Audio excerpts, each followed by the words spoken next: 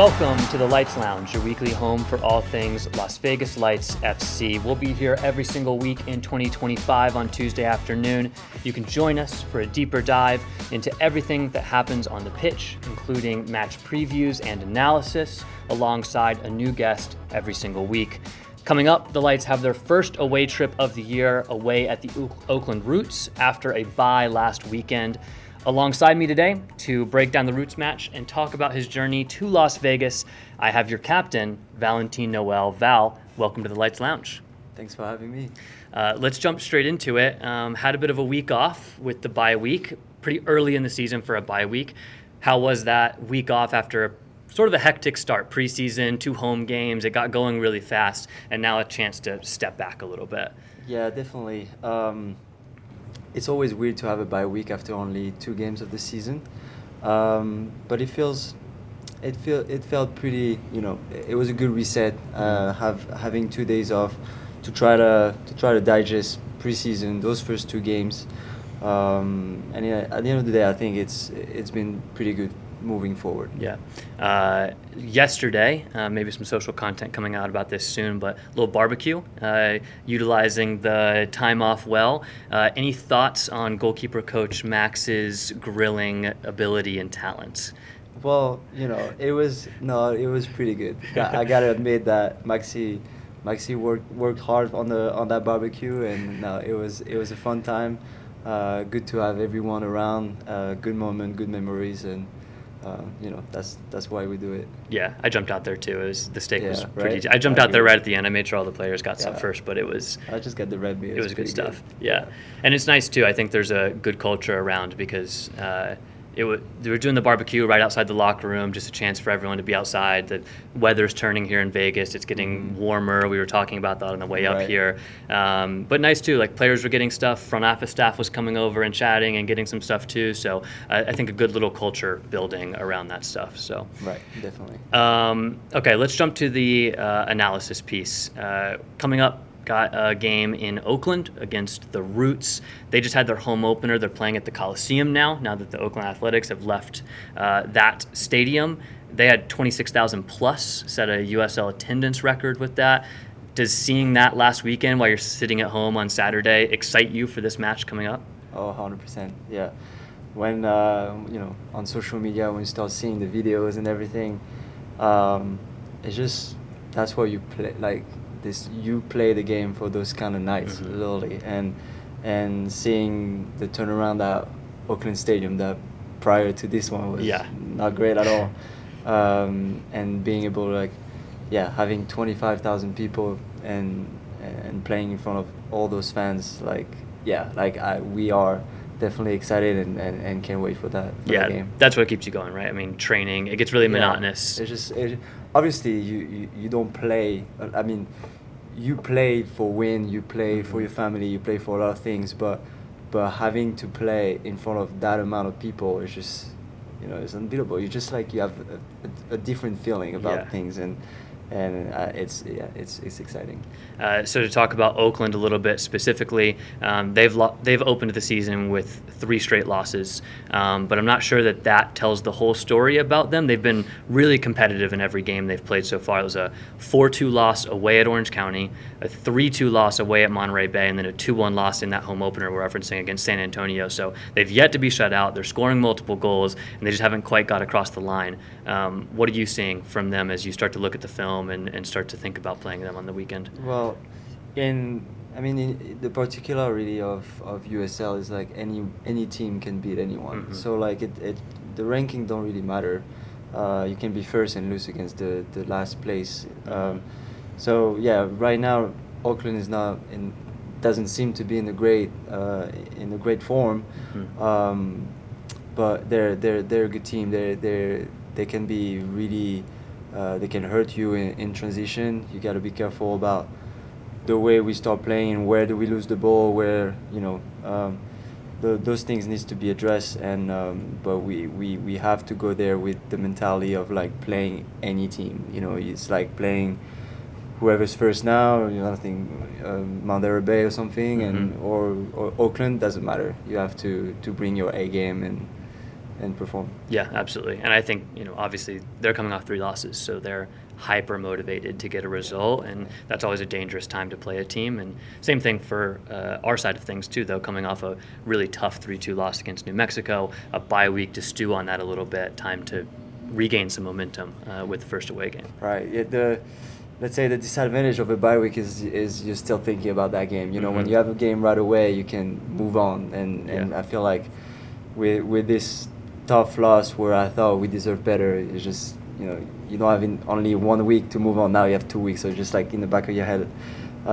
for longer. But yeah, definitely going to Oakland with the good mindset and trying to get definitely a dub and a good team performance. Yeah, let's shift the focus to us then in that case, with a full 2 weeks of training to lead into Oakland after preseason, after those 2 home games. Is there anything that you guys worked on the training ground, anything that you're seeing improve on the training ground or you want to see improved against Oakland after this extra training time?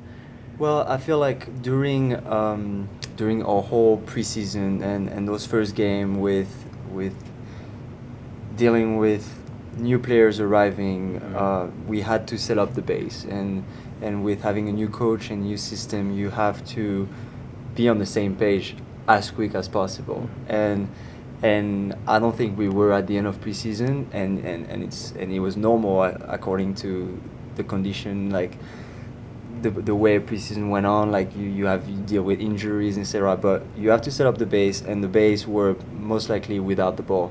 And so without the ball, we had that first game with Tampa where it was a good game off the ball, but then with the ball, we were struggling more to find each other, being on the same page, having good rotation, etc., which got better the second game with New Mexico. So it's what I'm saying is just it's step by step. Obviously, you would want to be good right away, but it takes a bit of time. So those 2 weeks is just try to amplify. Okay, we got the base, just keep performing on that, and then with the ball, find some more automatism. Is that the right word? Like becoming more automatic. Becoming more automatic with your decisions, right? Like definitely. So maybe the French translation there is missing. I still mess around sometimes. And so during those 2 weeks, definitely trying to find. Obviously, worked on some things that could hurt Oakland. But it's not about we adapt to Oakland. It's this is the way we want to do things. This is how we want to play. This is the relationship that we want to build with each other. And if we do that properly, it would work against any team. But that's what we work on. A good segue there, because I want to talk about your role on this team, both on and off the field. So first, let's talk about kind of tactically your role. So we saw you open up the season as a deeper lying midfielder in that pivot that sits in the middle of midfield. And then late in that New Mexico game, you got pushed higher up the field when Rory O'Driscoll came on, and you pushed into more of an attacking midfield role. You don't need to tell me where you're going to play against Oakland. We don't need to give away any secrets. But just talk me through the difference between those 2 roles in this system. How do you have to play differently when you're playing as a deeper lying pivot versus as that attacking midfielder? It's interesting because I love both positions. It's just different in a way that when I'm playing 10, let's say I would need the 6s to break lines and find the 10s, and then once I get on the ball, I would be able to maybe find the last pass or shoot, and because I'll be closer to the box. Right. Playing lower position, it's like the job are kind of opposite, where I'm the one as a 6 that if we play 2 6s, we have to find those 2 10s. So it's more about like trying to find being lower on the field, trying to break the first line of the opposition's pressure. Yeah. And me feeding the 10, where like as a 10 I would want a 6 to feed the 10, whatever. Yeah, like, exactly. You understand, but I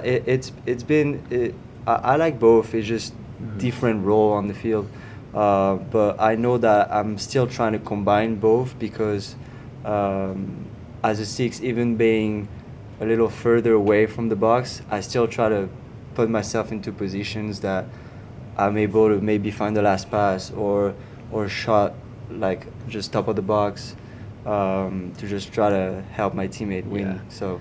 Yeah, I think that last 20, 30 minutes against New Mexico has to be very encouraging for you guys, though, because you push high up the field, you immediately find the assist to Johnny Rodriguez. Joe scores an incredible goal in the 90th minute to equalize. Obviously, we know how it ended, but that was the first time we really saw it click in the attacking third, so that has to be really encouraging. It was, because you're feeling on the field where the opponent is struggling, Mm-hmm. you know, and it's something that you sense where you're like, okay, we are on top of them, like we are in their last 30 and they can't get out. Mm-hmm. And it's just like, now it comes back to practice, where how do you break a team this way? What is your relationship with, okay, it's like, you know, if it's Joe Jai on the as a left wing, on the left wing, Mm-hmm. it's different.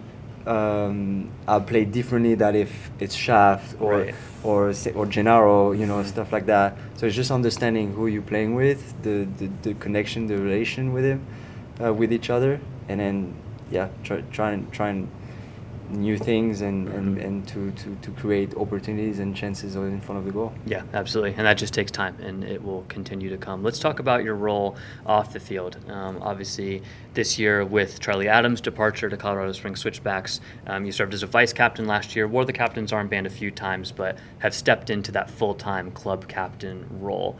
How has that transition been to you, wearing the captain's armband full-time, being looked at as the primary leader of this team? What do you view your role as? Well, first I want to thank Charlie. I think Charlie was a great mentor last year and helped the success of the team. Mm-hmm. And taking over his I call it a job, but Yeah. It's been challenging. It's been challenging for me because I'm not as vocal as Charlie is. Mhm. I don't have. It's not my first thing. I'm more a quiet guy, Yeah. etc. Just a few words here and there, but it's definitely got me out of my comfort zone, and I'm thankful and grateful for the opportunity that the club and the coach gave me, for sure. But I see it as I'm trying. You know, whenever last year it's you know, as a player you think about me, I like the me thing, Mhm. where now it's like I can't think about me anymore, like only, you know, you have to take ownership of the team. It's like, if something happened to someone, it's my team, you know what I mean? Like, so so definitely a great experience so far. Still learning, still growing, but I'm definitely trying to you know, get the vibes the right way of the team, help my teammate, try to lead by example, and yeah, try to perform on the field and create a chemistry that was key to our success last year, that needs to be replicated and moving forward to bring success to this team this year. Yeah, I think all the fans see everything that happens on the field, and that's like easy leadership to see, right? When you're just the rah guy stepping up, okay, guys, we need an equalizer. What does it look like off the field, just in the small moments, in conversations with your head coach, in the locker room as decisions are being made? There's that piece of it as well, right? Right. Well, definitely, it's just trying to be a transition from the whole coaching staff, technical staff, to then the team, and try and understand, you know, who's flying right now, or who's maybe is struggling a little bit within the team, and how to help him. It's understanding, okay, what are the vibes today? Who's, you know, what issue are we having? Who doesn't understand tactics? Who, all those different aspects, and once again, it's just those things that you don't really think of when you think about yourself. Now that maybe, you know, maybe I was part of a leadership group last year, but maybe, you know, having the armband really kind of like made me realize, like, oh shit, like it's, sorry for that word, like you really have to step up, because maybe last year we're not doing a good enough job. So yeah, as I said, still learning. I'm not perfect, but definitely trying to get this team to play off and to have a better season than last year. Yeah, absolutely. Let's shift a little bit. Let's shift away from the now and let's dive into your past a little bit, because I think you have a really interesting journey to arrive in Las Vegas, Nevada, playing for the Las Vegas Lights. You've gone through a lot of different steps to get here. So let's go all the way back to the beginning, growing up in France, in Niort. How do I pronounce it? That's good. That's good. Niort? Okay, good. Niort. You don't Niort. really pronounce Okay. the C, but Okay. people think it's New York. But Okay, so Niort. A smaller town in Western France. Mm-hmm. What was it like growing up there, outside of soccer? It was good. It was, small cities in France are not the same as small cities in the US, Yeah. but yeah, small city, like decent vibes. It was Mm-hmm. it was good. As I had, well, even though I stay in the same area, my family and I really moved houses a lot. Like I think we changed like 6 houses. Okay, Or 6 wow. or 7 houses, 7 times, from my birth to like 16-year-old or something. Okay, So, yeah. but still staying within like 20 miles. You know what I mean? So no, it's been. Yeah. It was great. Okay, and Yeah. then talk me through your first team. I'm not even going to try to pronounce it, but Right, pronounce it for right. me. I think you started playing with the team's academy as a U11, made it to the first team, training with the first team around 17 years old, Right. played with the B team a lot. Talk me through what the experience was like playing for them, growing up in the academy. So definitely spent 10 years in the same club, Chamois Niortais. Okay. That was the name. Just typical French academy process throughout the years. Grew up, and every year there was a selection Okay. of, so first you start at U11, you're playing with your friends. It goes U12, U13, you start losing a couple. 14, U14, U15, you start using a couple, and that, I did that the whole time, and until 17, pretty much out of my generation, I was probably the last one, or just a few. So I lost all my friends all the way. I think that they start playing in other different club, but Right. it was good. It was good, but we'll talk about it for sure in the following section. But it was good, but there was something wrong. There was something that it was not clicking. I was not enjoying perfectly my time there. It was a difficult club, not very well run. Because they were in the second division while you were there, professional right? second division. I think in France. recently they've dropped back down. They got an issue with owners or whatever. Okay. So the league kind of like cut them. It's really sad for the whole community, but things happen. So yeah, by 18 I graduated from high school, signed a 2-year deal. No pro, just like there. But yeah, it was. Which is a pretty common step, right? In Yeah, just pretty Europe common, in general, yeah, because exactly. I played with a lot of English guys in college, and it's a similar system. Right. Once you hit 18, you either get the 2-year contract or you don't. Right. And then once that 2-year contract ends, then it's really like Exactly. you need to have performed by age 20, Exactly. otherwise you're out. So those 2 years I was training constantly first team, and then the weekend playing with the B team, which was playing 5th division in France. Yep. So okay level, not Right. great, but definitely good for Games are an games. 18-year-old Yeah. boy that was a boy. Like my body right now was not what I was in 18. I was still very skinny and stuff like that. But it was learning time. But I had to figure something out because something was not clicking. You know Yeah. what I mean? So then that's the next question then. What goes into the decision? perfect transition. Because then you obviously decide to leave. You go to the University of Pittsburgh to Yeah. start your NCAA career.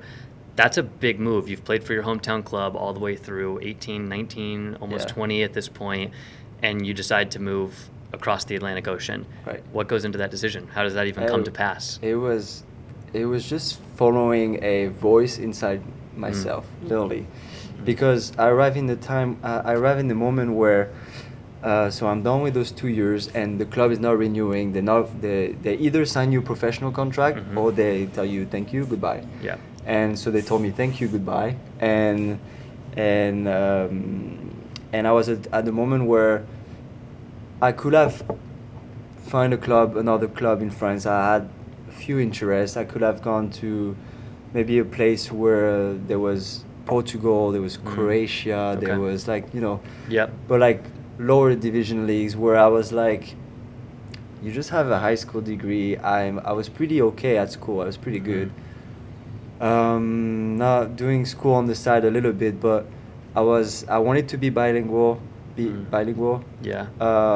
I wanted to keep my following my studies a little bit, and then the project of the United States just arrived on the table, and I was like, wait, this is like clicking all the boxes. Right. Like I was like, the only one that is tough is being far away from family. Yeah. Don't get me wrong, but otherwise you're gonna be bilingual. You're gonna get a college degree in the United States, good city, good soccer, and you can still go to the draft, and maybe in a couple of years, once you establish yourself, still sign pro. Right.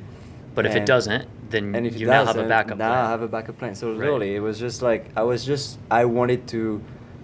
I stayed in my hometown for 10 years. I just felt the need that I had to leave, but I didn't have to live an hour away. I had to live far. Yeah. But it just made who I am now. Like it definitely helped me. Like it was such an adventure, like such a trip that I'll never forget, and it's just a crazy experience that got me here. Yeah, sometimes you look back. I mean, it's not just in professional football, right? Like sometimes you just look back on big decisions in your life and go, "Wow, that was a terrifying decision at the time." But man, was it the best thing I ever did for my life? Definitely, it felt that way because I had that feeling in me, and almost everybody else was against it. Oh, wow. I had no support. My parents were freaked out. My brother was like, "Why? Yeah. Why? Like the only thing you could say was why." Because up until this point, you're like, people are thinking, okay, the next step's a professional contract with at least the second division of France. Exactly. Like, now you're going to go to college in the U.S. College in the U.S. Like obviously, it got better because it's been 5 years ago. But like now, U.S. is getting respect and understand that people understanding that the level is increasing, etc. But like before, you're saying like you're going to U.S. They're like, really? Yeah. Like it's not that good there. You know what I mean? So yeah, definitely took a bet on myself. I felt it and I did it. Yeah. It wasn't easy, but if I had to do it again, I would do it again. So your coach at Pitt, Jay Vidovich, he had taken over a couple years before you arrived. I think about 4 years before you arrived, starting to turn that program around. What about Pitt specifically? Why was that the right project? Because I'm sure at that point, you're playing in the second division in France. You've got a lot of experience. You could have reached out to a lot of colleges. A lot of places would have been potentially interested. So why Pitt? Well, the issue was the Chamonix-Nortais. Whenever they told me thank you, goodbye. Yeah. They told me very late, and the process of getting into scholarships and going to college. Basically, I had to set up a file for 6 months, and it started, usually in February. It usually takes you 6 months to create everything. Yeah. By May, I still didn't know. I started in end of May, so I had June and July, basically 2 months. Yeah. And the season was starting August 8th, which is the day after I put my first steps in the US. Wow. August 8th, 2019. and so basically, when I started doing my whole file with the help of an agency and etc., Pittsburgh was the first team that reached out. Like the first team. It was I just thought it was meant to be. Yeah. It was just I had the assistant coach, Michael Behonik, and on the phone, and it's just one of those moments where it just clicks. Like my English at the time was very poor. I was about to ask how good your English was. Yeah, definitely. Very, very poor. I had to go through, so I had to send my whole soccer file and also a school file, like how good of a student I was, etc. But then I had to do an English test, and that was another story. That was pretty harsh. I did a test. Didn't get enough. I redid it. Got slightly better, but very slight. Whatever. It didn't work out. This coach was calling me like, I think every 2 days, literally, to just talk, try to understand his accent, like the way, like very nice. Yeah. And so, like probably like 80% in the process. Then there was other schools reaching out, but I made research about the city. I love, it was the best conference in the country. Yeah. A team that is like turning around things, like they want to turn around. They're putting like effort into the program. Yeah. I was just like, this is it. So and then I went there. That's a great segue, actually, because I have the records written down for the University of Pitt, because going to Pitt at the time that you went to Pitt, they were not the most respectable program in the world, and in the U.S. and the ACC. So they joined the ACC in 2013. And they had 1 win that year in 2013, and then 4 wins in 2014, 5 wins in 2015 when Jay, your head coach, takes over, 2 wins in 2016. This is only 2 years before you're arriving, and then 2017 and 2018 they put 8 and 10 seasons together. So still losing records, still not super great, and then obviously you arrive and everything just skyrockets. You guys put together a 10-win season in 2019, go to the NCAA tournament, an incredible season in the COVID year, going to College Cup semifinals, another good year in 2021 with 13 wins, and then another College Cup appearance in 2022. So it seems to me like you arrived and they started winning. So talk to me about that transformation and what it's like to buy into a program that says, hey, Jay tells you on the phone, your assistant coach tells you on the phone, we're turning this program around. And then you arrive along with a whole host of other players and actually do turn the program around and create that into a respectable ACC program in a really hard conference to play in.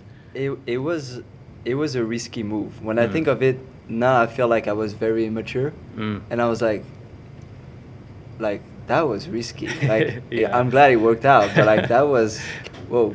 Yeah. And so I arrived and I just bought into what they were saying, the environment they were creating, their philosophy of the game, and then arrived there, can't speak English, so the first 6 months were tough, but were there any other French speakers there? Because I played D2 college soccer. I played at Queens in Charlotte, so I was playing around the same time. I was there from 2017 to 2020, so I was already a couple years in by the time you were, even though we're the same age. No, definitely not. Because we had quite a few guys. We had quite a few Spanish speakers, and so the Spanish speakers would hang out and help each other. But you were alone. No other French speaker. There was one that was from Switzerland, Jackson Walty. Thank you, Jackson. Still very friend with him. And he was the only one that from Switzerland had a bit of French. So he was the one that were translating me the coaches whatever he was asking us to do. So thank Lord he was there. Meanwhile, you must just be drowning in class. Yeah. Well, the first semester was a lot of English classes to help me. Yeah. And after 2 months, I was like, okay, relax. Now you can understand it a bit. Yeah. After 6 months, I was good. Okay. Like not perfect, and I'm still not perfect, but like I was okay. This is okay. But to come back to what you're saying with Jay Vidovic, I can really say that he changed. I played soccer for this whole academy thing for 10 years and follow a very monotone, very routine 10 years of academy French, and I was playing right back. I remember the coach, the first team coach was saying, if you want to make it with us, it's gonna be right back. And in my head I was like, yeah, for sure, dude. What are you saying? And I was also playing 6 with the B team, just 6, holding 6. But not really the 6 that I'm right now but because of mostly Jay now. I'm coming to the point. He changed my view of soccer. When I told you something was not clicking, something wasn't right, it was to meet Jay. And then when I met this guy, everything just was like, okay. It's like I don't have any shame to say that I arrived at 20-year-old and he taught me how to play soccer. It was unbelievable. Wow. It might be deep, but I was like, wow, like I see the game so much. It was great times. Those 4 years were amazing. obviously the success of the team was not only mine. Like it's just we recruit a lot of international, a lot of good guys, create a good chemistry, good, with Jay and his assistant working hard to make us on the good. Like I became a better soccer player and I became a better human being, which was Jay's approach. Like be better as a player and be better as a man. It was it was great years. 4 years of success. We wish we had trophies. Yeah. We won like regular season and stuff, but the one that we, I think it was the 2020 College Cup that we lost against Indiana was the one where we were like, we're unbeatable. Like we could not lose. Yeah. And we lost in the semifinal. Yeah, that's another great segue that you've taken us into, because that's what I had written down. That's what I want to talk about is really those 2 College Cup runs. I guess there's NCAA tournament runs all 4 years you're there, which is no easy feat, playing in the ACC and a really tough conference. Before the first one, I think they didn't make it before 1965. Yeah. So like the year before, they haven't made the tournament before 1965. And then 4 years in a row. And then we arrived and we did it, and we were like, wait, really? Yeah. And then that first year as well, you guys lost in the second round to Georgetown, who went on to be the eventual champions. I was at that game, actually. Really? Yeah, because it was in Cary. Yeah, I was living in Charlotte at the time. I was in college. You guys got beat 5-0 in that game. But I saw them play. I mean, it was actually one of the first games where I felt like, okay, like I have, there's not even like I have any regrets or anything. Like they were good, and they destroyed us, and it was well done. Yeah, like, that year's final was good because that was UVA Georgetown. It was like a 3-3 game. It went to penalties. Awesome. Daryl DK up top for UVA. Sean Zawadski in midfield for Georgetown. A lot of good players in those teams.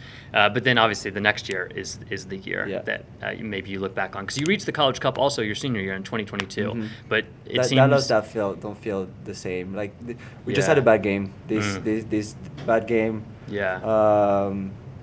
Maybe we got overwhelmed with the moment in 2022. In 2022. Yeah. But 2020 we were flying. It was the year, and for 90 minutes we are in their box. I don't know what's the percentage of possession, and it's one of those games. They come once to us, 82 minutes, 1v1, boom shot, goal. And then you only have your eyes to cry. And that's just football sometimes. That's like single elimination playoffs. It is, but that one hurt. And you were on a heater. Still hurt. You were on a heater too, because you guys had 3 wins. You'd scored in every single win so far. And I think you guys were winning like 4-0, 5-1 through the NCAA tournament, just absolutely on a roll. So but you lose to Indiana there, and then senior year you lose to Indiana again. So you must still have nightmares about the Hoosiers. Yeah, the Hoosiers. Not good memories. Yeah, and then I think ACC tourney as well. Never fell to Clemson a few times. Notre Dame once. Final against Clemson. Yeah. Don't get hyped up, Sean. But yeah, that was a tough one too. Yeah, that final against Clemson, same year, 2020. It was the COVID year where like they kind of spread out. Yeah. But yeah, those 2 games were they're still in the throat. But I have those games too. I think every player has those games. Like sometimes you're standing in the shower and you just remember the game and you're like, if I just done this one thing differently, or if I'd scored that chance, the whole game flips. I remember like we have a crossbar. I remember one of the players, crossbar, come down, like it's slowly half of the ball is touching the line, the other half is in the goal. Yeah. It's like a little bit more. Yeah. A game of inches sometimes. I think you were a Mac Herman Trophy finalist that year as well. So that was really, I think you scored 14 goals that year, your sophomore year, and then you scored 11 goals your senior year. So those were the 2 years where both you were playing really well and the team was just really flying. So let's a little bit lighter side. Favorite memory from your time at Pitt? Is there anything that sticks out? It doesn't have to be on the field, but is there something that sticks out that kind of encapsulates what that 4 years meant to you? Favorite memory at Pitt? You didn't think about that one. Sean asked me before. I mean, there's a lot. I think maybe the ones that just, it's not one specific, but all the away trips that we were having were just great moments. Like the whole process, like we were sometimes doing bus trip with like there was bed in the bus, which was great, and I don't know, all those moments, little moments where you play cards, you just mess around with your teammates, and then you get to the hotel, you have pool session. I have one, actually there's one that I remember pretty well. That was during the NCAA tournament, and we're at the pool doing flush after a game. Yep. And this game where you do a head, you lined up. Oh head. Yeah. And then there's a trash or whatever you want to put container, it in. yeah. Yeah. And I'm the last one. We are 25, the rest of 25 doing it, and for like probably an hour, I probably should. I still have the video, I think. For an hour we're trying to get to the end, and finally we are getting to the end. Well, guess who's at the end to put the last one? Me. Yeah. And who missed? You. And I missed, and they all like just jump on me. Storm you, yeah. And that was great. That was an amazing moment. Yeah. That was freshman or sophomore year. Yeah. I think sophomore year. That's the funny stuff great to look back on, though, because you'll sometimes ask, like, oh, what's your favorite memory?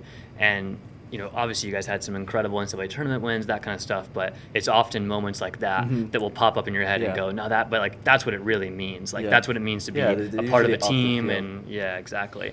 Which I think ties in well to what we were talking about earlier, being a captain of a team and having a good group of guys that get along well off the field and enjoy spending time with each other sometimes can be just as influential to you winning games as the tactics on the field and effort levels and all of those kinds of things. Okay, so into the pros now. So I think first, just to wrap up our conversation about Pitt, 7 players from that 2022 College Cup team end up signing pro deals. A couple guys get drafted, a couple guys sign USL deals, but a lot of guys that are still in this league today. Bertin, he's with the Riverhounds right now, alongside Jackson, who you referenced earlier. Yanis Learman has been a bang-on starter for Loudoun for 3 years now. Along with a few other guys that have bounced around in Next Pro into a couple other leagues. So you guys had quite the squad that have all really made careers for yourself now. So no, I think we established ourselves into being one of the at Pitt, one of the top tip in the country. And then when you're one of those, like there's no luck. Like you have a proper roster, you have good players.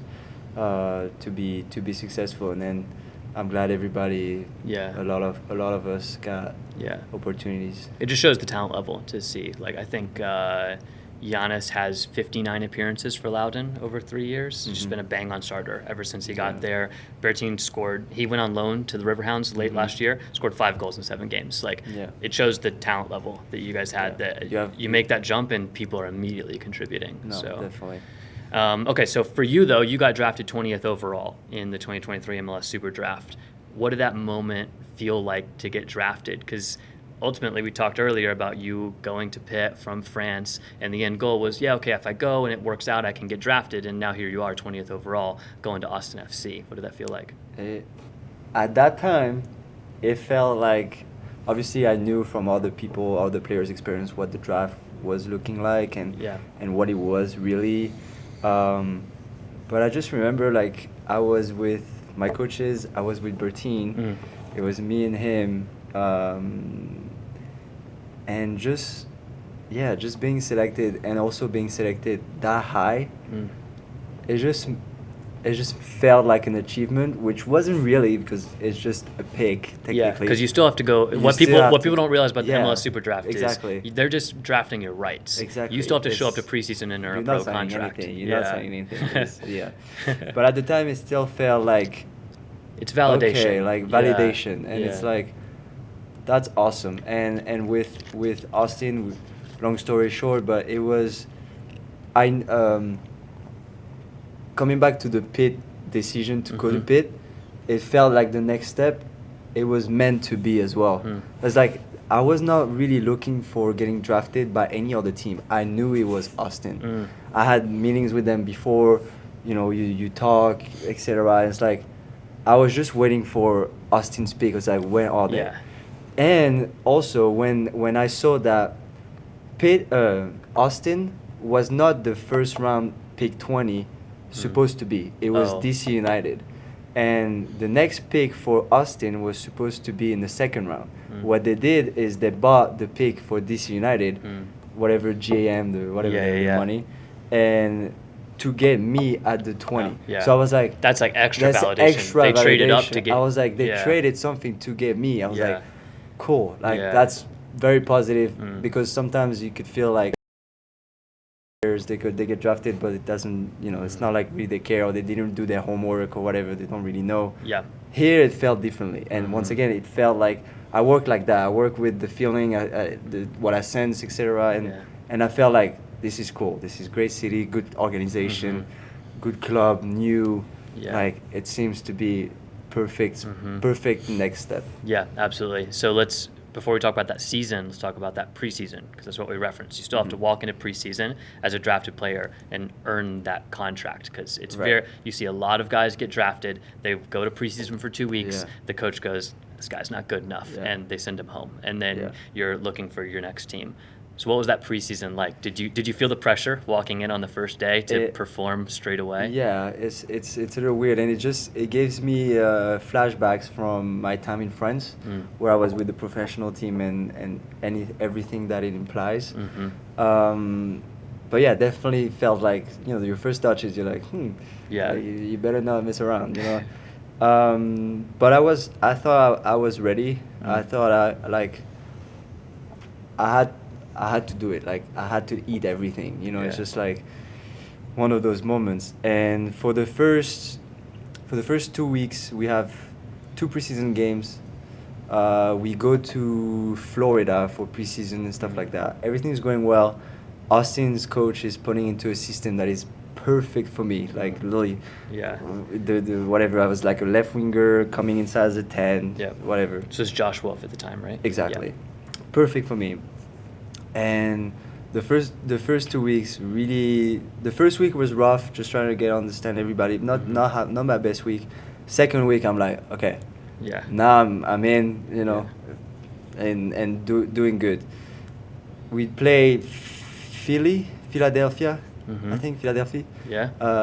Preseason game, score goal, doing good. Whatever. I'm in the rotation. Compared to all the draft picks that maybe don't get minutes, I'm getting minutes with everyone. I'm into it. I was like, okay, this is it, whatever. Then I'm still having conversation with the staff. I was like, Val, do you have a green card? And I'm like, no. Oh boy. And it's like, no, I don't. I'm French, whatever. So then the whole international spot, I started being aware of it, which I had no clue before. Yeah, so the context here is that there's a limited amount of international slots in Major League Soccer specifically, and you can trade them and you can acquire more, but you start with a certain X amount, and if you have your green card, then you count as an American, essentially as a native player, but you did not, so you would have counted as an international player, which are valuable slots and oftentimes filled up. Especially with the MLS growing, they want to get, players, European players with experience. It's tough it's tough to use an international slot on a draft pick. When you could go buy a $5 million striker from France and bring him in. So anyways, go on. So my time in college was great, but the stickers on your forehead saying college player, even though I was probably better than other players, hurt me in some ways. And being French, being international, hurt me too. So I do third week, everything's going well, and then I get hurt. I hurt my knee a little bit, so I'm out for 3 weeks. Can't go anywhere else. Austin owns my right or whatever. So then the coach comes to me, grabs me right after. It's crazy. The afternoon after I get hurt, and he's like, Val, so like, we really like you, whatever, but we're gonna sign you second team. We're gonna sign you second team. So you stay around us. You're gonna train with us a lot. You establish yourself this year. You know how things work, and I'm sure you're gonna get opportunities with us. And then we reestablish at the end of the year for a spot with us. So pissed. Obviously not. I thought I belonged there. And when you get a taste of belonging, where like it's like a drug. You like when you get addicted. You like you know you belong, and then someone says, not really. So So it was tough. Especially for a factor that feels out of your control. Exactly. Like you can't control that you're an international player, and that's hurting your value, right? And you just gotten hurt. And I just got hurt, and I can't really go on trial anywhere else or whatever. Yeah. So I was stuck, literally stuck. Yeah. So to ease the process, sign this second team contract and do the year with them. Mm-hmm. Year's going great. I'm training really probably like 65-70% of the time with the first team. Mm-hmm. And then coming back down with the next pro and playing games. Yep. We're doing good. But personally, it felt like you were part of no team. Yeah. You are training with, during the week, a team that you're not part of the roster. Right. And they consider you, again, the stickers. Now you're college, and then now you have Medics Next Pro. Yep. And so you're not really part of them, even though they were very nice with me, don't get me wrong. Yeah. But like, you don't feel part of them. Yeah. It's team psychology. Like, this is just how it is. Yeah, that's how it is. And then you come back down in the weekend, you play. Yeah. You play in the weekend, and we get against with players, with guys that I love too. Mm-hmm. But you haven't trained the whole week with them, so you don't create connection. You don't, all those things. Yeah.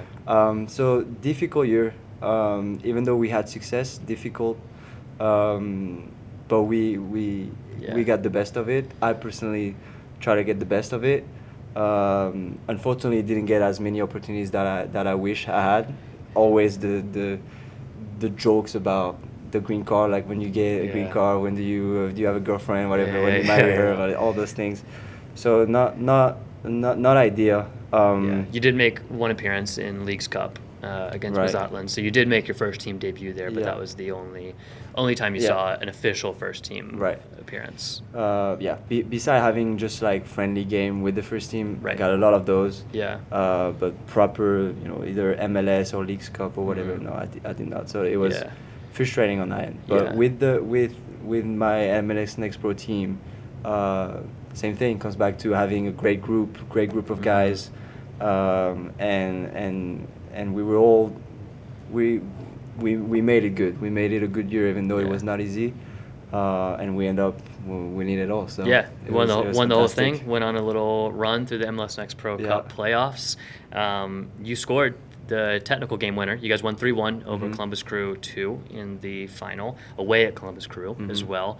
I watched the goal before this show. It's nice. It's a nice goal. It's a classic Valentin Noël goal where you pick the ball up in transition, drive forward, dish the pass off wide, and then you just stop your run on top of the 18. Let everyone run past you, cut back top of the 18, curler to the far post. You kind of get the assist on the third goal as well, because you slip in your teammate and then it becomes an own goal. So obviously crucial in that. And you had a great season as well. You had 30 appearances in MLS Next Pro, 8 goals, 5 assists. So just another classic Valentin Noël season of lots of goal contributions, lots of appearances, lots of minutes. You stay healthy for a long period of time. So despite the struggles, still statistically a good season for you, and still getting good quality games. But then it goes from there, and in the offseason, you obviously move and you join Las Vegas Lights FC ahead of the 2024 season, ahead of last season. Tell me what that process was like as you kind of close the chapter on Austin FC, the team that drafts you, and decide that the USL Championship is the right move for you at this point in your career. Well, after this final, have a meeting with the new sporting director of Austin, who basically tells me, come back to preseason and we'll see if we have a spot for you. Yeah. So I told him, this is BS.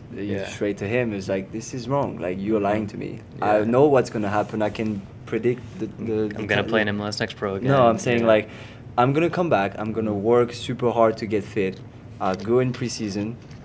I'll do good in preseason. And then at the end of preseason, we're going to have the same meeting. Yeah. And you're going to tell me, Val, I'm sorry, but can't use a green international spot on you, etc. And things are hard. But I cannot do a second year in MLS Next Pro. I'm turning 25. Yeah. I need to play first team football, and that's how the USL came. I had to find a way out. So I came back to preseason with Austin. I did good. I finished with most goal in preseason, most than all of them, whatever. And at the end, I got the same meeting. They said, we can't use you. I was like, well, I told you 5 months ago. Yeah. And 4 months ago. And so then things got serious, and it was kind of stressful because I really had to leave.